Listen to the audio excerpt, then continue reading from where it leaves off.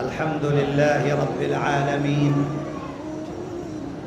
والصلاة والسلام على سيد الأنبياء والمرسلين وعلى آله وأصحابه أجمعين. أما بعد، فقد قال الله سبحانه وتعالى: أفرأيت من اتخذ إلهه هواه أفأنت تكون عليه وكيلا. صدق الله مولانا العلي العظيم، ونحن على ذلك لمن الشاهدين والشاكرين، والحمد لله رب العالمين.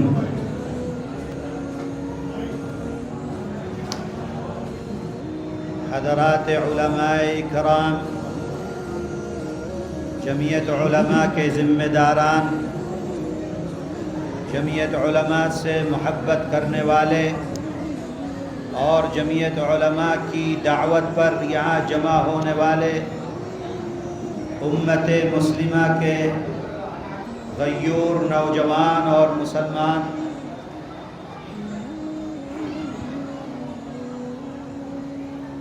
اللہ تبارک و تعالی نے اپنے فضل اور اپنے کرم سے ہم سب کو ایمان عطا فرمایا. بھئی جو آدمی جہاں کھڑا ہوا وہیں بیٹھ جائے تاکہ شور ہنگامہ ختم ہو جائے. بھئی بیٹھ جاؤ، کتنی دیر تک کھڑے رہو گے؟ بیٹھ جاؤ. میں کہتا ہوں بھئی اگر الیکشن میں نہ کھڑے ہوئے ہو تو بیٹھ جاؤ. الیکشن والے تو بیٹھتے نہیں ہیں. بیٹھ جاؤ.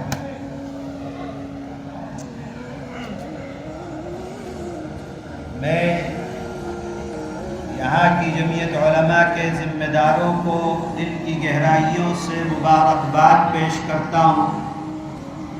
بہت ہی عظیم کام مستقل جد و جہد کے ساتھ سماج میں اور لوگوں کے درمیان میں ہو رہا ہے اور کیا جا رہا ہے.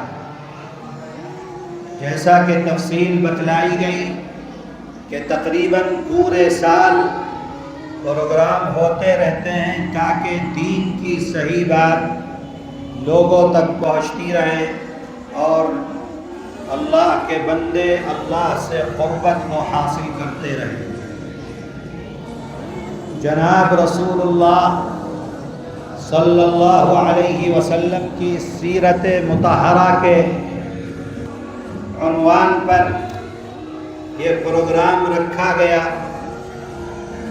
اللہ کے نبی کی زندگی جو نبوت سے پہلے کی زندگی ہے وہ بھی، اور نبوت کے بعد سے لے کر دنیا سے پردہ فرمانے تک کسی بھی ایک پہلو کو اٹھا کر اگر اس پر گفتگو کی جائے تو رات بھی ناکافی ہو جائے گی. اللہ کے نبی دنیا میں تشریف لے کر آئے. مختصر میں آپ سے کہتا ہوں کہ آنے کا سب سے بڑا مقصد یہ تھا کہ انسانیت کو کفر اور شرک سے نکال کر ایک اللہ کی عبادت اور ایک اللہ کی اطاعت کے اوپر لے کر آیا. دنیا کی سب سے بڑی بیماری، اس دنیا کے اندر سب سے بڑا ظلم، اس دنیا کا سب سے بڑا جہل اگر کچھ ہے تو وہ کفر اور شرک ہے کہ اللہ کے علاوہ کسی دوسرے کی عبادت کی جائے. یہی وجہ ہے کہ جناب رسول اللہ صلی اللہ علیہ وسلم بتلا رہے ہیں کہ دیکھو دنیا کے اندر جو انسان غلط کام کرتا ہے، گناہ کرتا ہے، اس گناہ کے اندر سب سے بڑا گناہ، سب سے بڑا گناہ جس کی کوئی معافی نہیں ہے، قرآن میں بھی اللہ نے فرما دیا کہ اگر کفر اور شرک کرو گے معافی نہیں ملے گی. اللہ کا نبی فرماتا ہے الا انبئکم باکبر الکبائر ثلاثا، کیا میں تم کو بتلاؤں کہ گناہوں میں 3 سب سے بڑے گناہ کون سے ہیں؟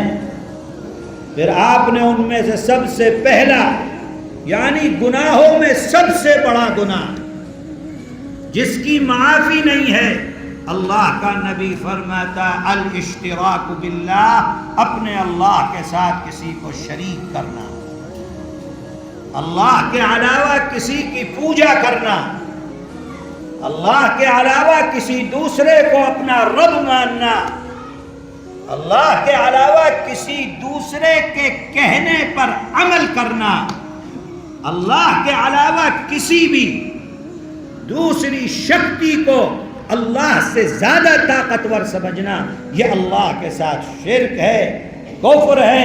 فرما دیا ان اللہ لا یغفر ان یشرک بہ ویغفر ما دون ذلک لمن یشاء. کچھ بھی کرتے رہو گے معافی مل جائے گی، لیکن اگر شرک کر کے آؤ گے اللہ کے ہاں کوئی معافی نہیں. تو دنیا کی سب سے بڑی بیماری، اے نوجوانوں سن لو، ہر باپ سنے، ہر ماں سنے، ہر بیٹی سنے، دنیا میں لگ کر اللہ کو بھولنے والے سنیں. اس دنیا کی سب سے بڑی بیماری اگر کچھ ہے تو وہ کفر اور شرک ہے. اللہ کو شرک اور کفر کسی طریقے سے بھی پسند نہیں. اے لوگو، میں بہت لمبی گفتگو نہیں کروں گا، مختصر آپ کو بتلاتا ہوں کہ جو آدمی کسی پتھر کے آگے اپنا سر جھکا دے وہ بھی مشرک ہے. جو آدمی کسی قبر کے آگے اپنا سر جھکا دے وہ بھی مشرک ہے. جو آدمی کسی زندہ کے سامنے اپنا سر جھکا دے وہ بھی مشرک ہے. جو آدمی دنیا کی کسی شکتی کو یہ سمجھے، طاقت کو، کہ یہ ہمارا کچھ بھلا کرنے والی ہے، وہ بھی مشرک ہے. اور صرف یہی نہیں، سن لو، سمجھ لو، اپنے دل کی گہرائیوں میں اتار لو، صرف وہی مشرک نہیں ہے جو کسی پتھر کے آگے سجدہ کرتا ہے، وہ بھی مشرک ہے جو اللہ کے حکم کے آگے اپنے نفس کو اور اپنی خواہش کو آگے بڑھاتا ہے اور اللہ کے حکم کو پیچھے چھوڑ دیتا ہے، وہ بھی مشرک ہے. قرآن کہہ رہا ہے ارائیت من اتخذ الہہ ہوا افانت تکون علیہ وکیلا. آپ نے دیکھا اس شخص کو من اتخذ الہہ ہوا، جس نے اپنی خواہش نفس کو اپنا معبود اور اپنا الہ اور اپنا اللہ بنا لیا. کس کو؟ اپنی خواہش کو، اپنے نفس کو، اپنے جی کو. آج ہم دیکھتے ہیں اور خاص طور سے جوانوں کو دیکھ، جو من میں آتا ہے وہ کرتے ہیں، جو سمجھ میں آتا ہے وہ کرتے ہیں، جو دل میں آ گیا وہ کرتے ہیں، جو اچھا لگا وہ کرتے ہیں. اللہ کیا کہتا ہے، رسول اللہ کیا کہتے ہیں، شریعت کیا کہتی ہے، علماء کیا کہتے ہیں، کوئی مطلب جوان کو اس بات سے نہیں رہ گیا. یہ کیا ہے؟ یہ وہی ہے کہ اس نے اپنا رب، اپنا خدا، اپنے نفس کو بنا لیا ہے. جس نے اپنے نفس کو اپنا رب اور خدا بنا لیا وہ بھی مشرک. اے لوگو، شرک اور کفر اللہ کی بندگی یہی نہیں ہے کہ تم مسجد میں کسی وقت آ گئے اور نماز پڑھ لی، سر پر ٹوپی رکھ لی، نام عبد الرحمن اور عبداللہ رکھ لیا اور کر رہے ہو اپنے نفس کی. صبح کا وقت آئے، اذان ہو رہی ہے نماز کے لیے، آنکھ کھل گئی، سردی کا زمانہ ہے، اللہ کہتا ہے کہ اٹھو مسجد کی طرف جاؤ، نفس کہتا ہے کہ لحاف اوڑھ کر پھر سو جاؤ. اب دیکھنا ہے کہ کس کی بات مانتے ہو. اللہ کی بات مانتے ہو، لحاف اٹھا کر پھینکتے ہو، وضو کرتے ہو، ٹھنڈ میں مسجد جاتے ہو، تم نے اپنا رب اپنے اللہ کو مانا. لحاف اوڑھا پھر سو گئے، نہیں نکلے باہر، نہیں کھڑے ہوئے. کس نے کہا تم کو لحاف اوڑھ کر سونے کے لیے؟ تمہارے نفس نے کہا، تمہارے جی نے کہا، تمہارے دل نے کہا. تم نے اپنے دل کی مانی، تم نے اپنا رب اپنے دل کو، اپنے نفس کو بنایا، اللہ کو اپنا رب نہیں تسلیم. ادھر دیکھو، یہی صورتحال. جو سودی کاروبار کرتا ہے وہ اس میں لگا ہوا ہے، جو ملاوٹ کا کام کرتا ہے وہ اس میں لگا ہوا ہے، جو جھوٹ بول کر سامان بیچتا ہے وہ اس میں لگا ہوا ہے، جو نشے کا سامان بیچتا ہے وہ اس میں لگا ہوا ہے، جو نشہ کرنے والا ہے وہ اس میں لگا ہوا ہے. خراب چیز کو صحیح کر کے ارے اللہ کا حکم یہ نہیں ہے کہ دے چھوڑو اللہ کا حکم، مجھے تو دنیا کا نفع مل رہا ہے، پیسہ مل رہا ہے، دولت مل رہی ہے، بزنس مل رہا ہے، کام مل رہا ہے، میں آگے بڑھ رہا ہوں، مجھے کسی چیز سے مطلب نہیں ہے. نفس کا بندہ ہے. اللہ فرماتا ہے ارأیت من اتخذ الہہ ہوا، جس نے اپنی خواہش کو اپنا رب بنا لیا، کیا کوئی اس کی گارنٹی لے سکتا ہے؟ اے میرے بھائیوں،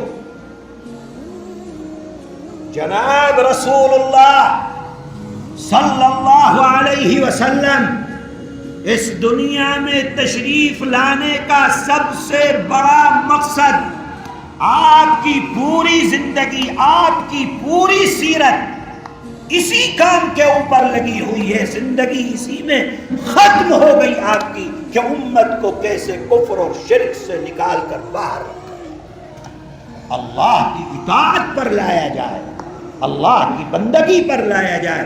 لیکن آج مسلمان ہے مسلمان، نام مسلمان، ٹوپی سر پر، کرتا پاجامہ جسم کے اوپر، مسجد میں بھی آ کر نماز پڑھتا ہے، لیکن اللہ کی بندگی نہیں ہے. بندگی اگر ہے تو اپنے نفس کی بندگی.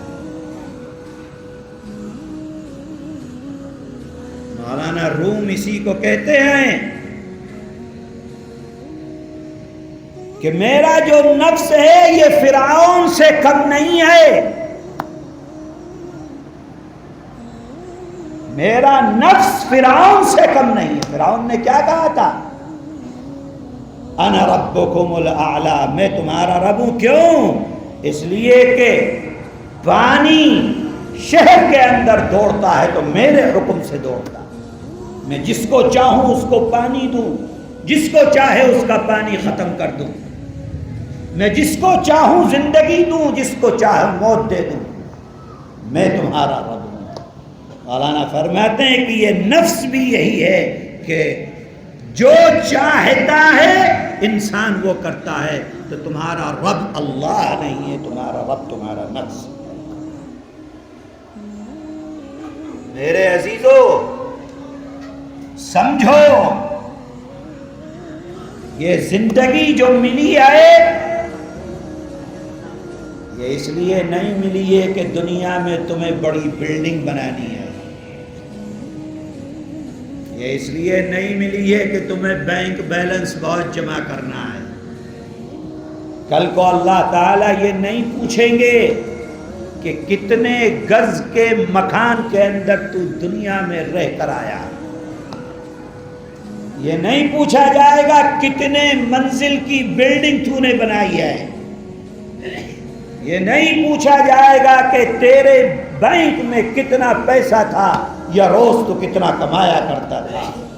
قبر کے اندر جنت ان سوالوں کے اوپر نہیں ملنے والی. اے مسلمانوں سمجھو اس بات کو. دنیا کے اندر بھیجا گیا چند دن کے لیے، چند سال کے لیے. کیوں بھیجا گیا؟ اس لیے بھیجا گیا تاکہ آپ جانچے جائیں، پرکھے جائیں، امتحان لیا جائے آپ کا کہ آپ یہاں پر کامیاب ہو کے ناکام. اس سے پہلے اللہ تعالیٰ نے پیدا کیا تھا،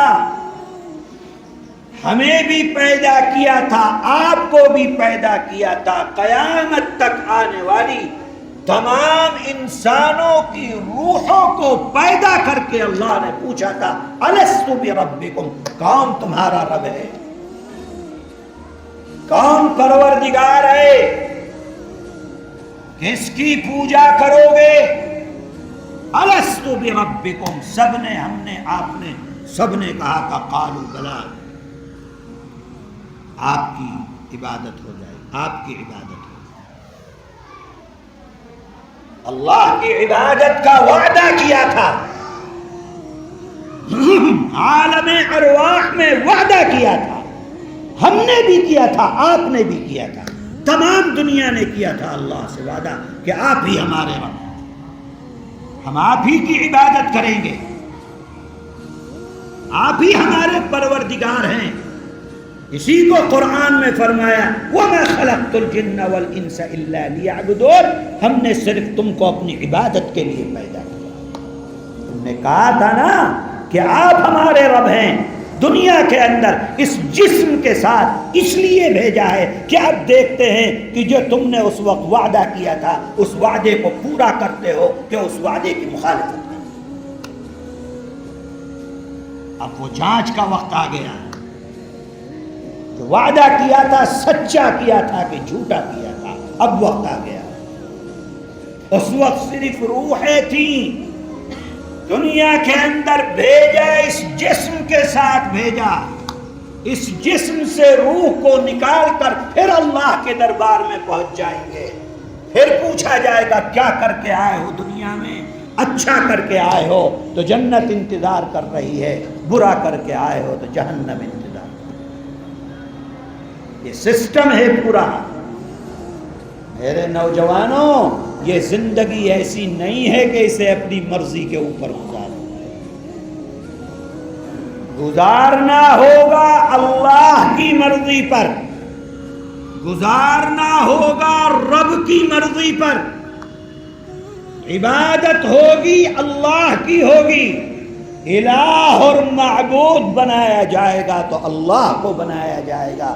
اللہ کے علاوہ کسی کو معبود اور الہ بناؤ گے تو مشرک ہو، کافر ہو، اللہ کے نافرمان ہو، جھوٹے ہو، اللہ سے جھوٹ بولنے والے. پھر اللہ عذاب دیں، سزا دیں، وہ ان کے اختیار میں ہے، وہ بخش دیں تو ان کے اختیار میں ہے.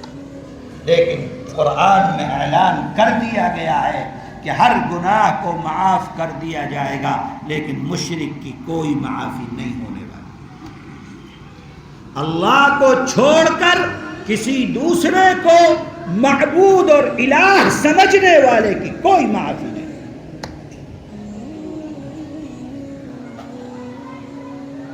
کس کی مانتے ہو دنیا میں؟ لوگوں اپنے دل اور اپنے گریبان میں ہر وقت جھانک کر دیکھا کرو کہ دنیا میں کس کی مان کر اپنی زندگی کو گزارنا. اللہ کی مان رہے ہو تو شکر ادا کرو کہ اے اللہ آپ نے توفیق عطا فرمائی. کہ ہم آپ کی مان کر دنیا میں اپنی زندگی اور اپنے نفس کی مان کر گزار رہے ہو. توبہ کرو، توبہ کرو. جناب رسول اللہ صلی اللہ علیہ وسلم پوچھا گیا افضل الہجرہ، کون سی ہجرت سب سے افضل ہے؟ فرمایا ان تہجر ما کرہ ربہ، اس چیز کو چھوڑ دے جو تیرے رب کو ناپسند ہے. یہ سب سے بڑی ہجرت ہے، سب سے افضل ہجرت ہے. صحابہ نے ہجرت کی تھی، مکے کو چھوڑ کر مدینے آ گئے. اللہ کے نبی نے ہجرت فرمائی تھی، مکے کو چھوڑ کر مدینے تشریف لے کر آئے. مہاجرین کا بہت بڑا رتبہ ہے. للفقراء المہاجرین، قرآن میں ان کی صفات کو بیان کیا گیا.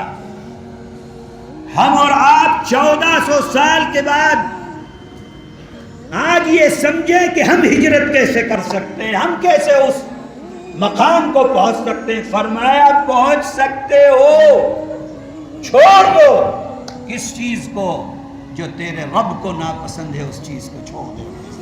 تو آج سے ہجرت کرنے والا شمار. جھوٹ بولنا رب کو ناپسند ہے، چھوڑ دے.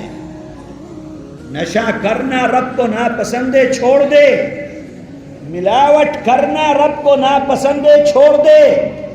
غیر محرم لڑکیوں سے بات کرنا رب کو ناپسند ہے، چھوڑ دے. فضول خرچی کرنا رب کو ناپسند ہے، چھوڑ دے. سودی کام کرنا رب کو ناپسند ہے، چھوڑ دے. جو چیز رب کو ناپسند ہے تو چھوڑ دے. تو سب سے افضل ہجرت کرنے والوں میں اللہ تیرا شمار فرمائے. کر کے تو دیکھ، پہلے رب کا ہو کے تو دیکھ، رب کا بندہ بن کر تو دیکھ دنیا کے اندر. جو رب کا ہو گیا اسے دنیا میں نہ کسی کا خوف ہے، نہ کسی کا غم ہے، نہ دنیا کے اندر اس کو کسی چیز کی کوئی فکر. جو رب کا ہو گیا رب اس کے لیے پھر کافی. اور جو رب کا نہیں آئے وہ ساری دنیا میں ڈھونڈتا رہے گا، پھرتا رہے گا، پریشان. اگر پیسہ بھی کمائے گا تو رات میں گولی کھا کر سوئے گا، سکون کی نیند اس کو نہیں آ سکتی. میرے عزیزو، رسول اللہ صلی اللہ علیہ وسلم کے دنیا میں تشریف لانے کے بہت سے مقاصد میں سب سے اہم مقصد یہ تھا کہ اس امت کو، اس انسانیت کو کفر اور شرک سے نکال کر ایک اللہ کی وحدانیت کے اوپر لے کر جائے. میرے بھائی، یہ وہ لکیر ہے کفر و شرک کی جس کے اندر بہت کم لوگ اس کو جانتے ہیں اور پہچانتے ہیں اور اس سے بچنے کی کوشش کرتے ہیں. جہاد ساری دنیا کے اندر آج لوگوں نے جہاد کو بدنام کر رکھا. افضل الجہاد، اپنے نفس کے خلاف جو جہاد ہے وہ افضل الجہاد ہے. یہی نفس کے خلاف کہ نفس کہہ رہا ہے سودی کام کرتا رہے، تو نے اپنے نفس کے خلاف جہاد کر کے سودی کام کو ختم کر دیا. پریشانی آئی، جھیلا اس کو. اپنے نفس کے خلاف. نفس کہتا ہے داڑھی منڈوا. مسلمان صبح کو جاتا ہے نائی کی دکان پر داڑھی منڈوا دیتا ہے. رسول اللہ کی سنت کو، اور ایسی سنت جو واجب ہے، ایسی سنت جو تمام صحابہ، تمام انبیاء، آدم علیہ السلام سب کی سنت ہے. مسلمان جاتا ہے اور داڑھی مونڈ کے، کیوں؟ اس کو یہی اپنا چہرہ اچھا لگتا ہے دیکھنا. علماء کا چہرہ نہیں اچھا لگتا ہے، رسول اللہ کا چہرہ نہیں اچھا لگتا ہے. جاتا ہے اور مونڈ کر آ جاتا ہے. کس کی سن رہا ہے؟ کس کی سن رہا ہے؟ اللہ کی نہیں سن رہا. نفس کہہ رہا ہے تیرا کہ یہ کر، اور بندہ اس کام کے اندر لگا ہوا. جو اپنے نفس کے خلاف کرے گا، نفس کہتا ہے یہ کر، چھوڑ دیتا ہے. اللہ جو کہتا ہے وہ کرتا ہے. نفس کہتا ہے دھوکہ دے، نہیں دیتا. نفس کہتا ہے لڑکیوں سے بات کر، نہیں کرتا.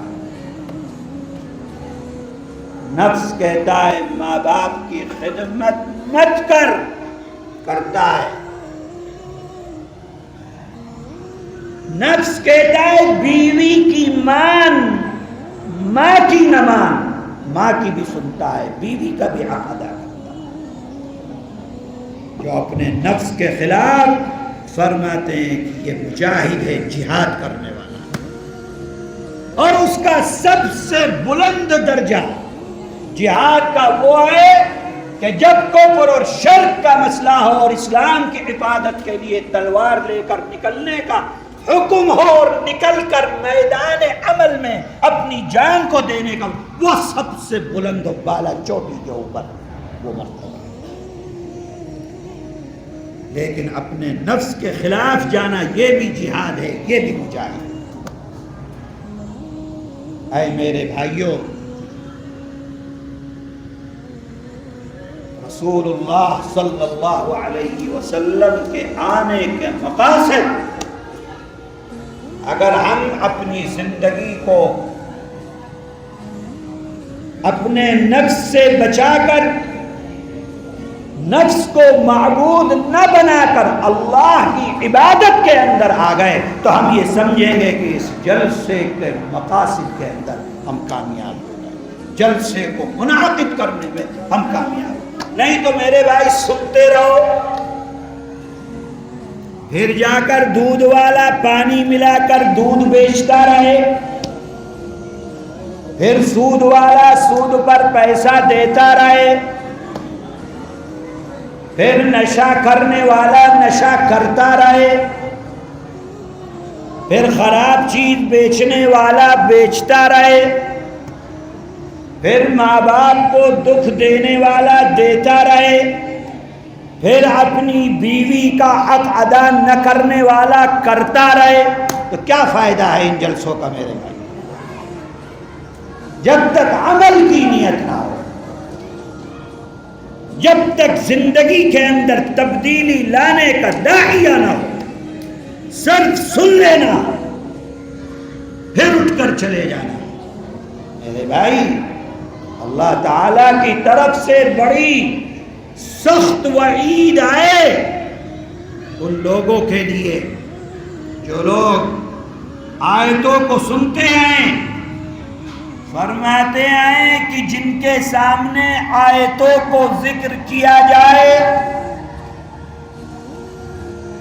پھر وہ اس پر عمل نہ کریں.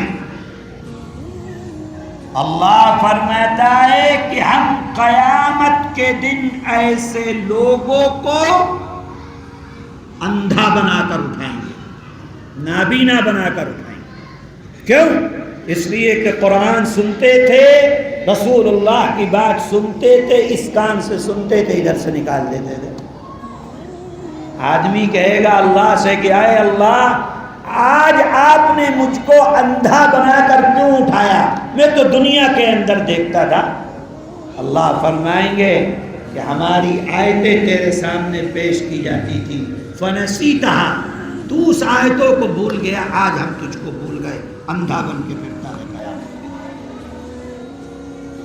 اس لیے اپنی زندگیوں کو بدلنے کی کوشش کرو، اپنی زندگیوں کو اللہ والی زندگی بناؤ، اللہ سے تعلق پیدا کرو، اللہ کی عبادت میں اپنا وقت صرف کرو.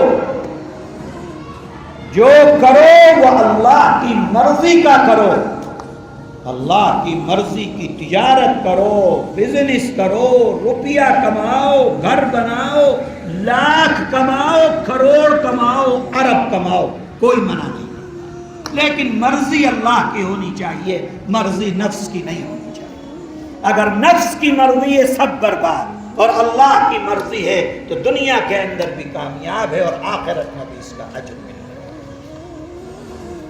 میرے عزیزو، ہم جس ملک کے اندر رہ رہے ہیں، یہاں سب لوگ ساتھ میں رہتے ہیں اور ہمیشہ سے رہتے ہیں، اور ہمیشہ کب تک رہیں گے اللہ جانتا ہے۔ بار بار یہ بات کہی جاتی ہے کہ بھئی سب لوگ مل کر محبت کے ساتھ ہندو اور مسلمان سب رہیں۔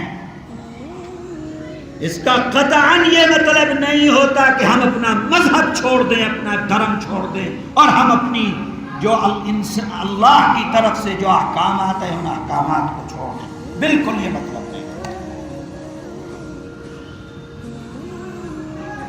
اللہ کو بھول جائیں یہ مطلب نہیں ہے، احکامات بھول جائیں یہ مطلب نہیں ہے، صرف یہ ہے کہ انسانیت، کوئی اگر بھوکا ہے اس کو کھانا کھلانا، کوئی پریشان ہے اس کو پریشانی کو دور کرنا۔ جیسا کہ مثلاً ابھی سیلاب آیا ہوا ہے پنجاب کے اندر، ان پنجابیوں کے لیے پورے دیش میں کوئی کھڑا نہیں ہوا۔ بڑی بڑی تنظیمیں، ہندو اپنے آپ کو ہندوؤں کی رکشک کہنے والے لوگ، بڑے بڑے ان کے دھارمک لوگ جو کروڑوں اور اربوں روپیہ ان سے لیتے ہیں، کوئی باہر نکل کر نہیں آیا کہ ان کی مدد کرے۔ اس وقت کون آیا نکل کر؟ جمعیت علماء آئی۔ کون آیا نکل کر؟ مولانا ارشد مدنی آئے۔ کون آیا نکل کر؟ آپ آئے، مسلمان آیا، اللہ کا نام لینے والا آیا۔ کیوں؟ اس لیے کہ اللہ کا حکم ہے، الخلق عیال اللہ، تمام مخلوق اللہ کا کنبہ ہے۔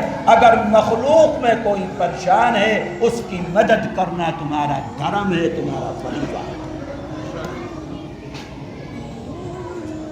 یہ ہے مطلب، کوئی پریشان ہو اس کی مدد کرو، کوئی بھوکا ہو اس کو کھانا کھلاؤ، کوئی ننگا ہو اس کو کپڑا پہناؤ،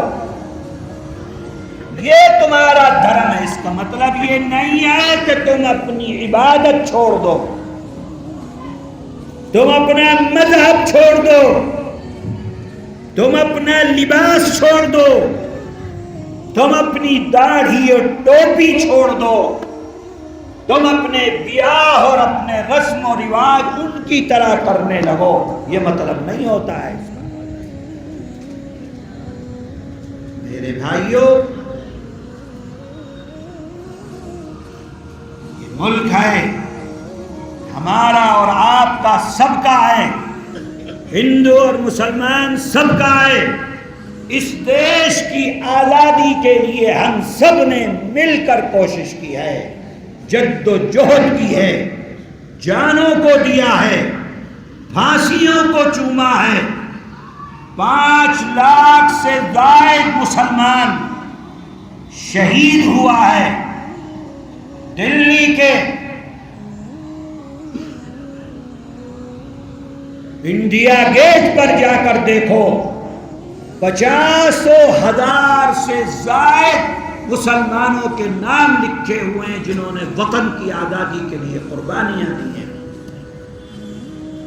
میں گیا ناگالینڈ، اور ناگالینڈ کی پہاڑی پر اوپر چوٹی پر قبرستان بنا ہوا ہے۔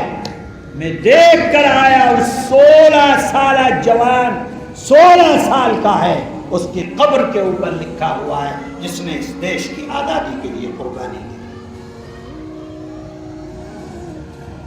ہم نے قربانی دی، ہمارے باپ دادا نے قربانی دی، ہمارے بڑوں نے قربانی دی، ہمارے بزرگوں نے قربانی دی، تو یہ ملک آزاد ہوا ہے. اور آج ہم، آپ، ہندو، مسلمان، سکھ، عیسائی، ہر کوئی اس دیش کے اندر آزادی کی سانس لے رہا ہے. جمعیت علماء ہند زندہ باد، جمعیت علماء ہند زندہ باد، حضرت مولانا سید ارشد مدنی صاحب زندہ باد، حضرت مولانا سید ارشد مدنی صاحب زندہ باد، حضرت مولانا سید حسن مدنی صاحب زندہ باد، جمعیت علماء ہند زندہ باد، ہندوستان زندہ باد، ہندوستان زندہ باد، نعرہ تکبیر. آج ملک کی آزادی کے تقریباً 80 سال کے بعد RSS کے چیف موہن بھاگوت جی یہ بات کہہ رہے ہیں کہ جب سے اسلام آیا ہے تب سے اسلام اس ملک کے اندر ہے اور کوئی اس ملک سے اسلام کو ختم نہیں کر سکتا ہے. وہ آج 80 سال کے بعد اس بات کو کہہ رہے ہیں کہ ہندو اور مسلمان سب اس وطن کے ہیں، ہندو اور مسلمان سب مل کر ایک قوم ہیں. وہ آج کہہ رہے ہیں. شیخ الاسلام حضرت مولانا حسین احمد مدنی اس بات کو آزادی سے پہلے کہہ کر گئے ہیں کہ یہاں رہنے والے لوگ ہندو اور مسلمان سب ایک قوم ہیں، ہندوستانی ہیں، ان کو مذہب کی بنیاد پر الگ نہیں کیا جا سکتا. آزادی سے پہلے کا جو نعرہ انہوں نے دیا تھا، اپنی آنکھوں سے دیکھا تھا، آج RSS کے چیف اس بات کو کہہ رہے ہیں.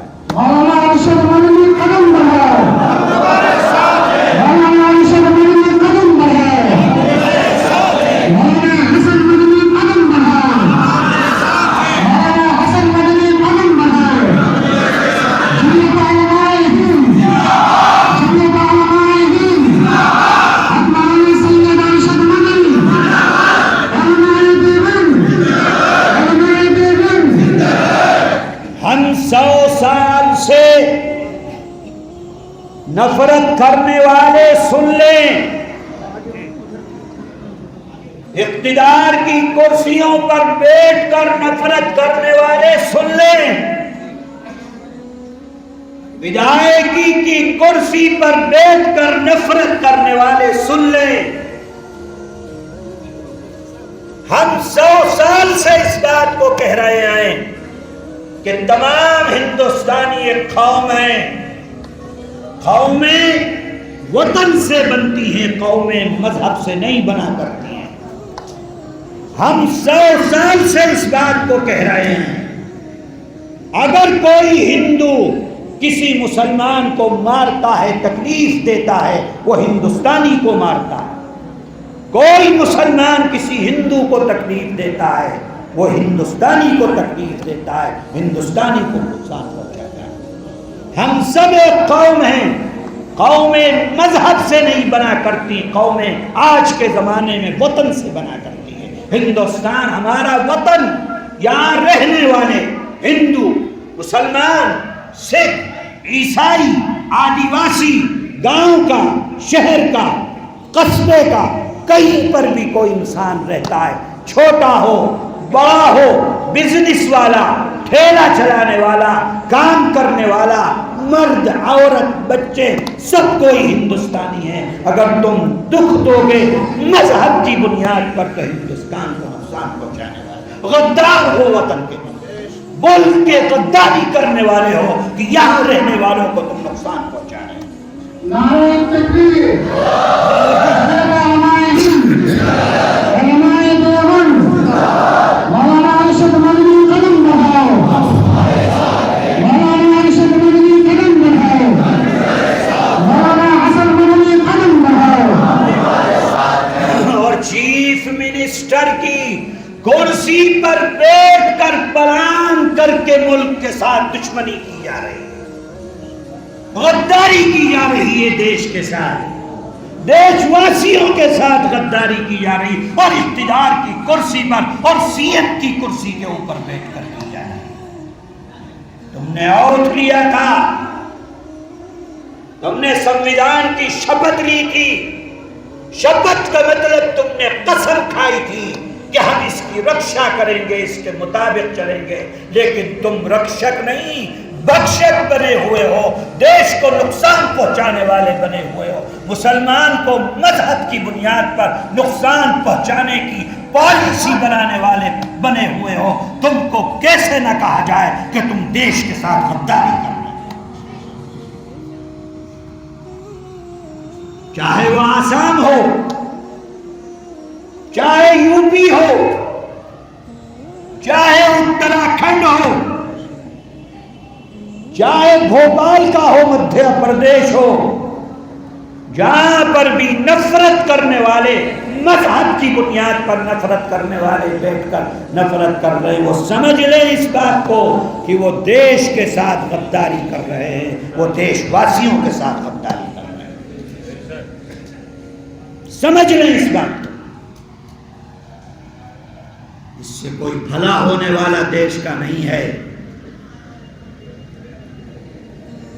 मेरे अजीजों, मुल्क हमारा है, मायूस मत होना। इन हालात से अगर मुसलमान मायूस हो जाए तो मुसलमान नहीं है, याद रखना इस बात। इससे बड़े बड़े फिरौन दुनिया में आए चले गए, इस्लाम कल भी जिंदा था, आज भी है, क़यामत तक रहेगा। कौन खत्म होगा?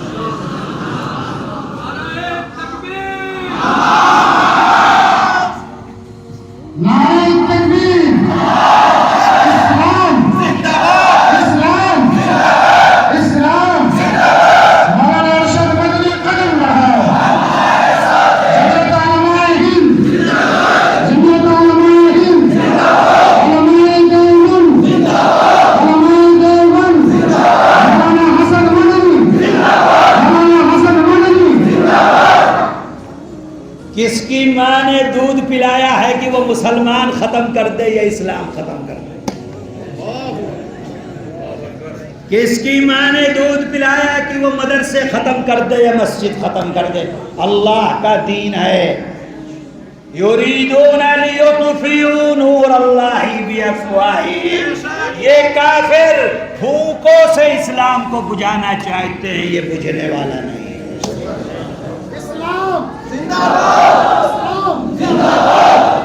मेरे भाई, मेरे भाइयों, देश हमारा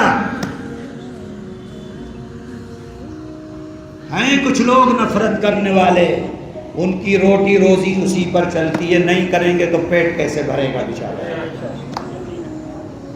अपने पेट के लिए नफरत करते हैं, अपने बिजनेस के लिए नफरत करते हैं, अपनी कुर्सी के लिए नफरत करते हैं और लोगों को नफरत का दर्स देते हैं। नहीं तो ये बात ज़हन में रखना, हिंदुस्तान का रहने वाला आम इंसान, वो किसी भी मजहब का हो, वो आपस के अंदर प्यार और मोहब्बत से रहना चाहता है और प्यार और मोहब्बत की भाषा को समझता है। आज भी मुल्क के अंदर 80% से जायद वो हिंदू हैं, वो सिख हैं, वो ईसाई हैं, वो आदिवासी हैं, जो सब मिलकर मोहब्बत के साथ देश के अंदर रहना चाहते हैं। इक़्तिदार की कुर्सी पर बैठे हुए लोग प्लान करके लोगों के जहन के अंदर जहर बोते हैं और जहर घोलते हैं और जहर पिलाया जाता है। 150 साल तक मुल्क की आज़ादी के लिए मुसलमानों ने कुर्बानियाँ पेश की हैं। हजरत टीपू सुल्तान रहमतुल्लाहि अलैह की शहादत हो या मीर जाफर की गद्दारी की वजह से और मीर सादिक की गद्दारी की वजह से सिराजुद्दौला की शहादत हो या टीपू सुल्तान की शहादत हो या उससे पहले और 100 साल पहले से भी आप चलें तो तकरीबन 200 साल तक इस वतन की खिदमत मुसलमानों ने की है और करते रहे। तफसील बतलाने का भी वक्त नहीं है। اس کے بعد کہتے ہیں کہ جناب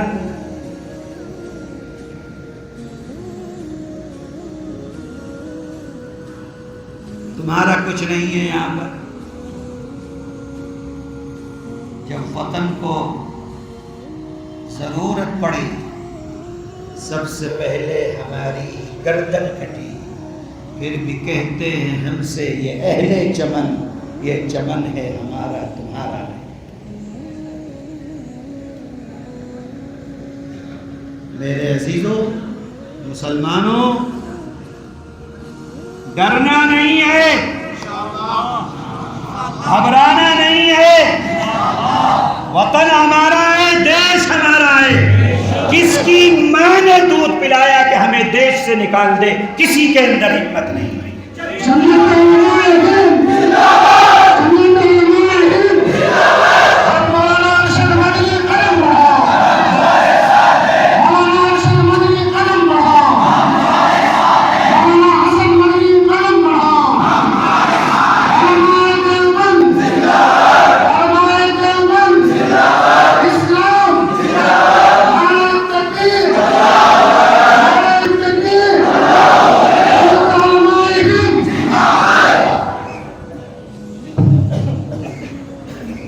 شیرنی کی نسل سیار پیدا نہیں کرتی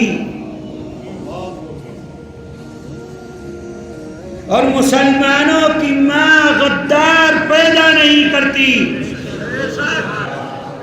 بھیڑیوں کی طاقت سے شیر مرا نہیں کرتے اور محمد کے دیوانے کسی سے ڈرا نہیں کرتے۔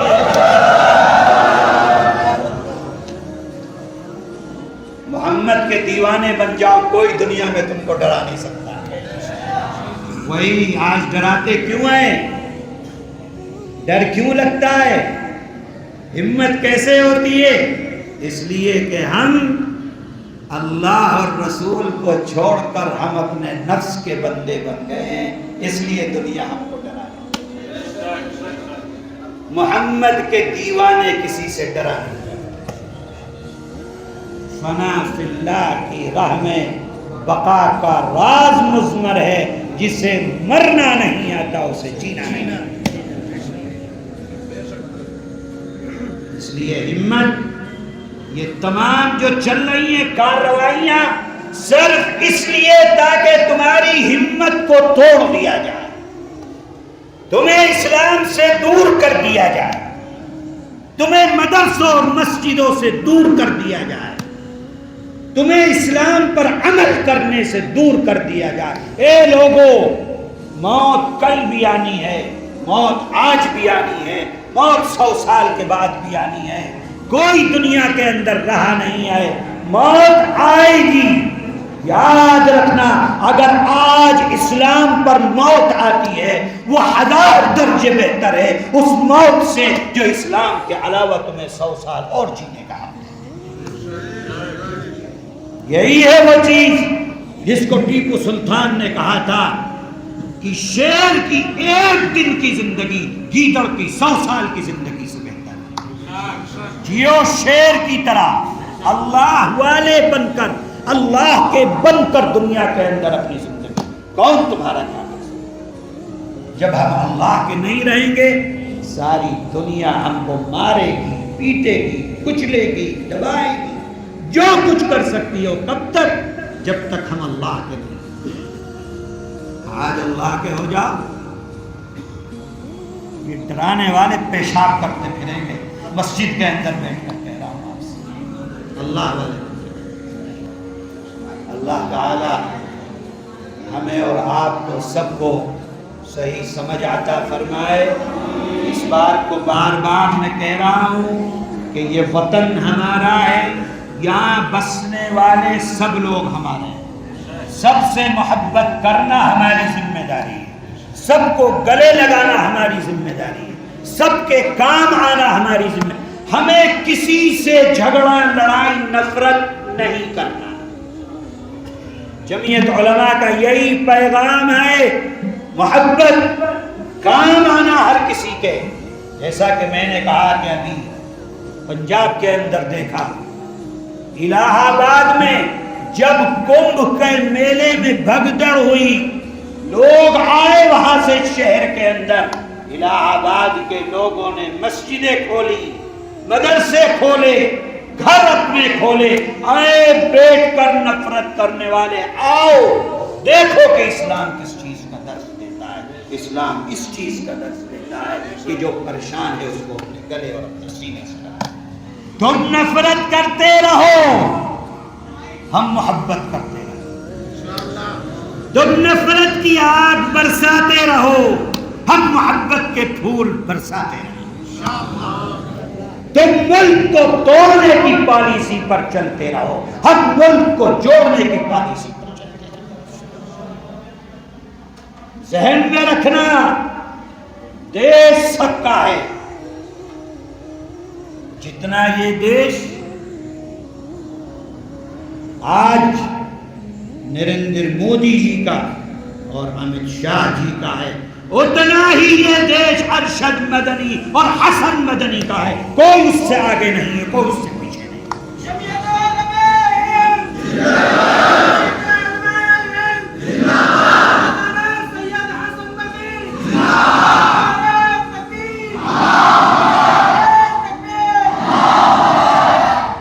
جتنا پردھان منتری کا حق ہے اتنا ہی آپ کا بھی حق ہے۔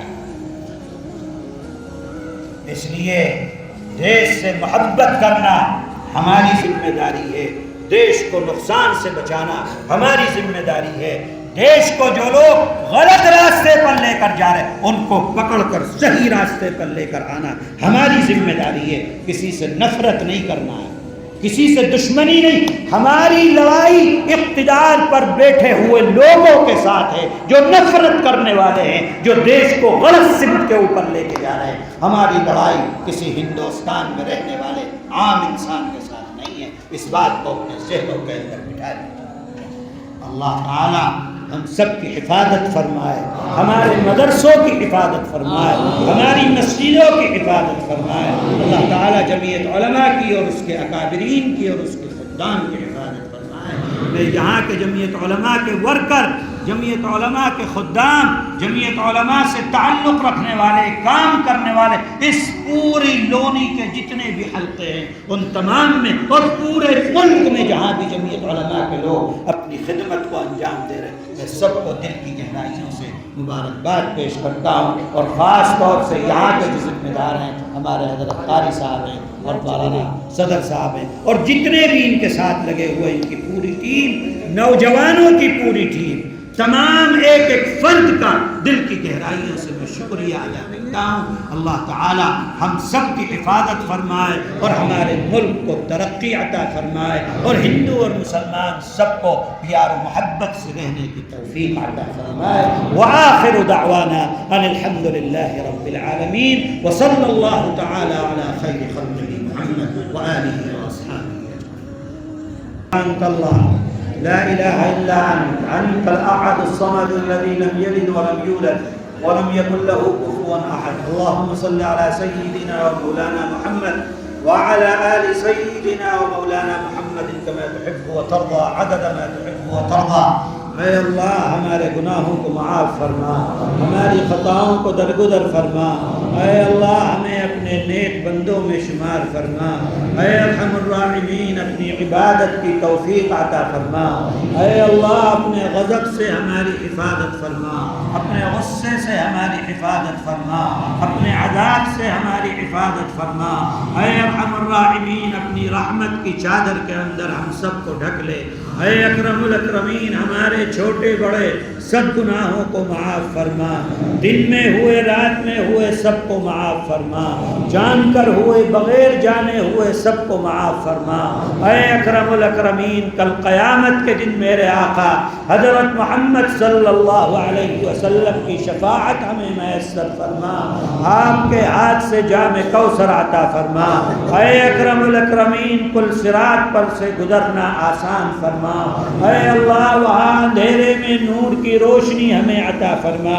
اے اللہ اپنی جنت میں جگہ عطا فرما، اے اللہ اپنی جنت میں جگہ عطا فرما، اے اللہ اپنی جہنم سے ہم سب کی حفاظت فرما، اے اللہ ہم تمام حاضرین کو ہمارے مقاصد حسنہ میں کامیابی عطا فرما، اے اکرم الاکرمین ہمارے دلوں میں سچی اپنی محبت پیدا فرما، نبی کی محبت پیدا فرما، اسلام پر چلنا ہم سب کے لیے آسان فرما، اے ارحم الراحمین ہمیں اپنے علماء کی خدمت کی توفیق عطا فرما، علماء کے قدر کی توفیق عطا فرما، علماء سے رابطے کی توفیق عطا فرما، اے اللہ جمعیت علماء کی حفاظت فرما، اے اللہ اس دیش کی حفاظت فرما، دیش واسیوں کی حفاظت فرما، دیش کے اندر رہنے والے سب ہندو اور مسلمانوں کی حفاظت فرما، اے اللہ ہمارے دیش کو دشمنوں سے محفوظ فرما، اے اللہ اندر کے دشمن ہوں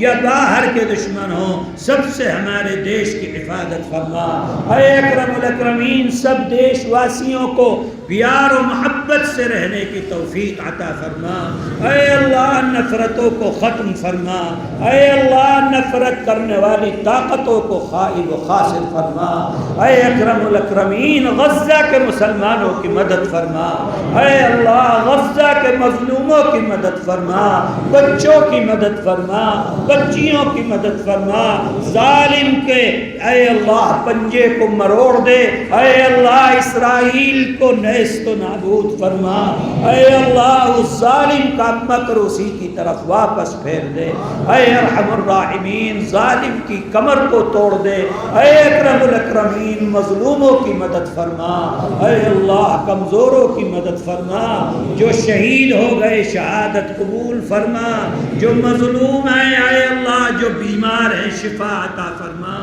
اے اللہ جن کو جو پریشانیاں ہیں وہاں پر کھانے کی پینے کی دوا کی اے اکرم الاکرمین غیب سے مدد فرما دے، اے اللہ جو وہاں پر حکمران ہیں مسلمان اے اکرم الاکرمین ان کو غیرت عطا فرما، اے اللہ ان بے غیرتوں کو غیرت عطا فرما، اے اللہ ان مسلمان بے غیرت حکمرانوں کو غیرت عطا فرما، اور اگر غیرت ان کے مقدر میں نہیں ہے اے اللہ ان کی جگہ ان لوگوں کو لے کر آ جا جو دل کے اندر غیرت رکھتے ہو، اے ارحم الراحمین عافیت اور خیر کا معاملہ فرما دے، اے ارحم الراحمین ہماری آنے والی نسلوں کو قیامت تک دین پر باقی فرما، اے اللہ جو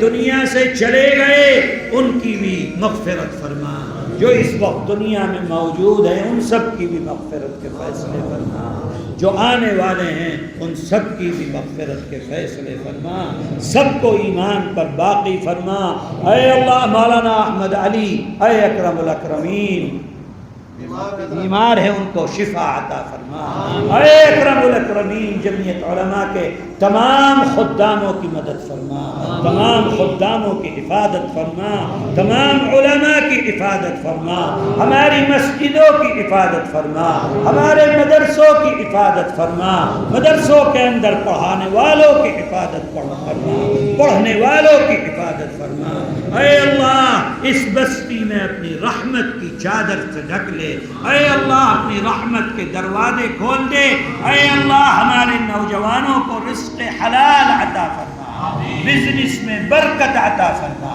گھروں میں برکت عطا فرما، عمر میں برکت عطا فرما، اولادوں میں برکت عطا فرما، اے اللہ حرام کاموں سے ہماری حفاظت فرما، حرام کھانے سے حفاظت فرما، حرام دیکھنے سے حفاظت فرما، حرام سننے سے حفاظت فرما، حرام کی طرف چلنے سے حفاظت فرما، حرام کمانے سے حفاظت فرما، اے اکرم الاکرمین اپنا بنا کر دنیا میں زندگی گزارنے کی توفیق عطا فرما، تمام بیماروں کو شفا عطا فرما، تمام پریشان حال لوگوں کی پریشانیوں کو دور فرما، جو ہمارے جوان نوکری کی وجہ سے پریشان ہیں اے اللہ ان کے رزق کا بندوبست فرما، اے اللہ ہماری بچیوں کے ایمان کی حفاظت فرما، ہماری ماؤں بہنوں کے ایمان کی حفاظت فرما، ہمارے جوانوں کے ایمان کی حفاظت فرما، اے اللہ جب ہم اس دنیا سے جانے لگے